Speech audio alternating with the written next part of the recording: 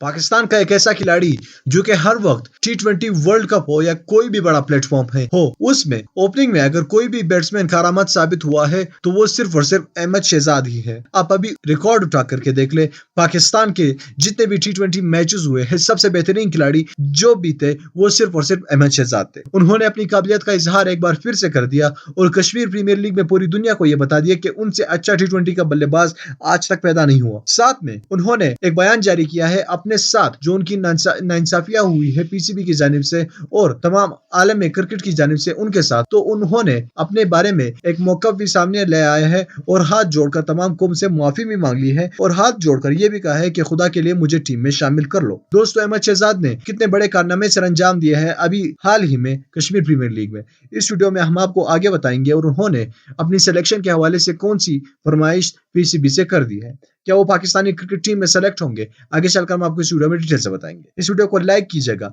Channel को subscribe कीजिएगा और हम आपसे पूछते हैं कि क्या अहमद शहजाद को पाकिस्तानी क्रिकेट टीम में सेलेक्ट होना चाहिए या नहीं। नीचे कमेंट बॉक्स में अपने राय का इजहार जरूर देना है आपने। दोस्तों, अहमद शहजाद वो वाहिद खिलाड़ी है जिन्होंने हर वक्त पाकिस्तान का नाम रोशन किया है, चाहे वो T20 का मैदान हो या कोई और मैदान हो।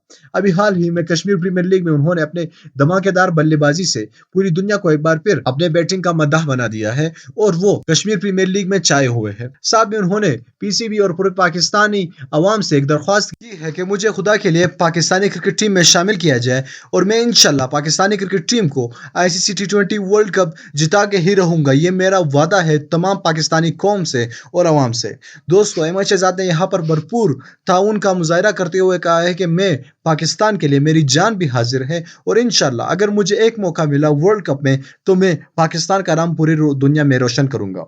दोस्तों, क्या आपको लगता है कि अहमद शहजाद को एक मौका मिलना चाहिए या नहीं? अपने नीचे कमेंट बॉक्स में अपने राय का इजहार जरूर करना है। इस वीडियो को लाइक करना है, चैनल को मजीद वीडियोस के लिए लाजमी सब्सक्राइब करना है। अल्लाह हाफिज।